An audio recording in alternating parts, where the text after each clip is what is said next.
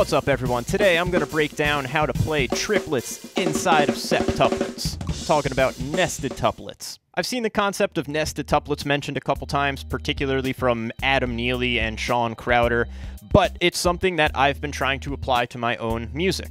You might sit there and think to yourself, why would anybody do this? What does this even mean? What kind of function does this type of concept even serve?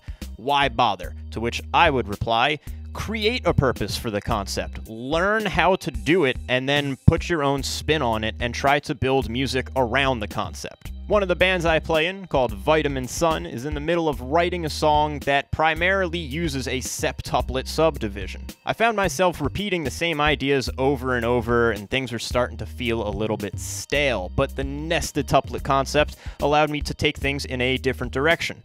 First, you need to know how to play septuplets, specifically 16th note septuplets, which means every beat is split into 7 equal parts. Septuplets on their own are kind of tricky to begin with since they exist in that space between 16th triplets and 32nd notes. They have a sort of viscosity to them. If you use single strokes leading with your right hand to play 16th note septuplets, your right hand should land directly on beats 1 and 3, and your left hand will land on beats 2 and 4.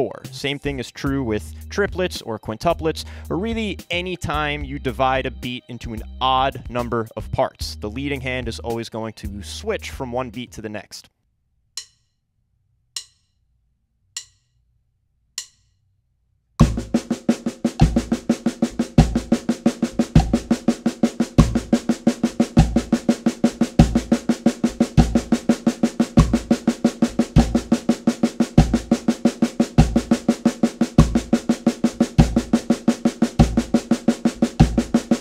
Once you're comfortable breaking each beat into 7 equal parts, we need to actually remove every other stroke. And this is going to allow us to play 7 strokes evenly over the space of 2 beats.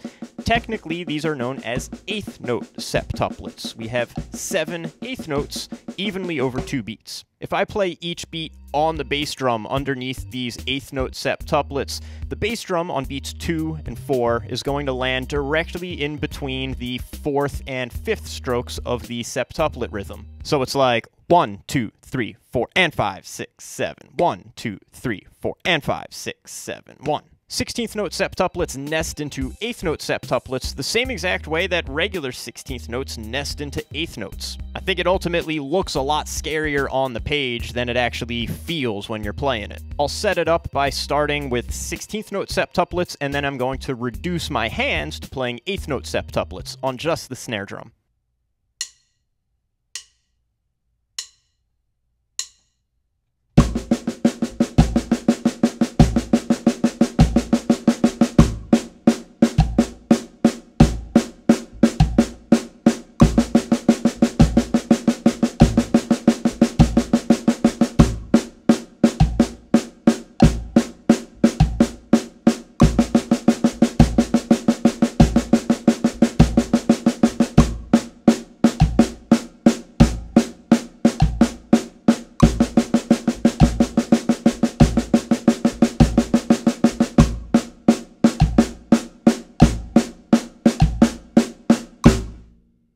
As you get more comfortable playing 8th note septuplets, or 7 over 2, you could start to trick your ear into feeling the 7 pulses as a measure of 7/8. I have a much easier time wrapping my head around 7/8 with a triplet division compared to thinking of everything in their more literal terms, like 8th note septuplets where every septuplet's broken into triplets and it's all squished into 2 beats. That's a whole bunch of nonsense. We want to simplify our understanding of things as much as possible. So I'm going to demonstrate how you can get into these nested tuplets, starting with the 16th note septuplets, where every beat is broken into 7 parts, and then I'm going to switch into 8th note septuplets, 7 over 2, and then I'm going to switch into the nested tuplets, breaking the 7 over 2 into 3 parts apiece.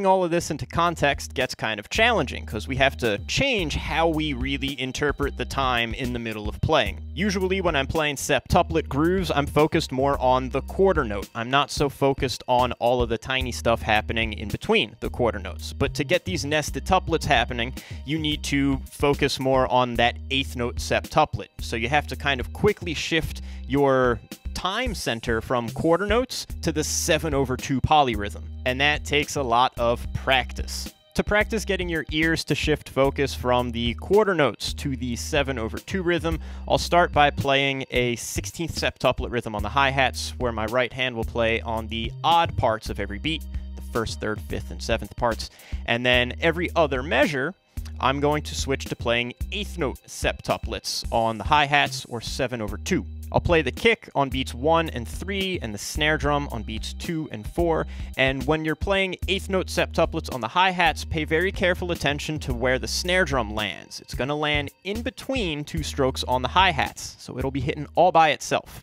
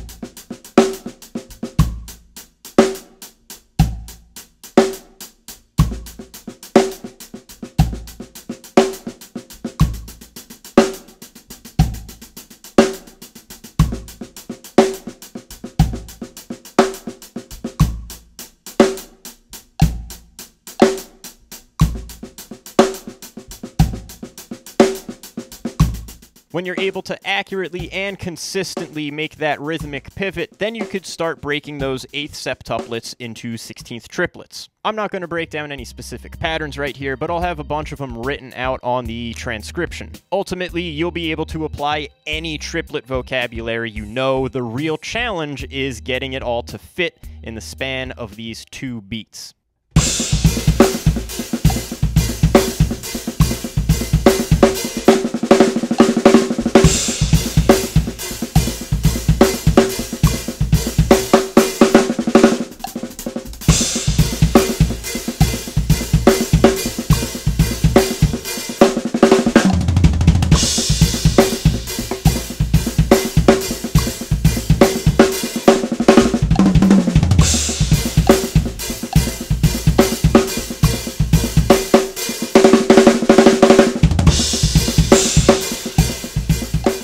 If you like what you saw in this video, check out my Patreon page. Your support grants you access to transcriptions for this video, as well as transcriptions for all my other videos. And follow me on Instagram, @DrumMerhar, to see more videos of my playing. I also teach private drum lessons, both in person and remotely, so if you'd like to study with me one-on-one, send me a message and we'll get something set up. As always, thanks for watching and see you next time.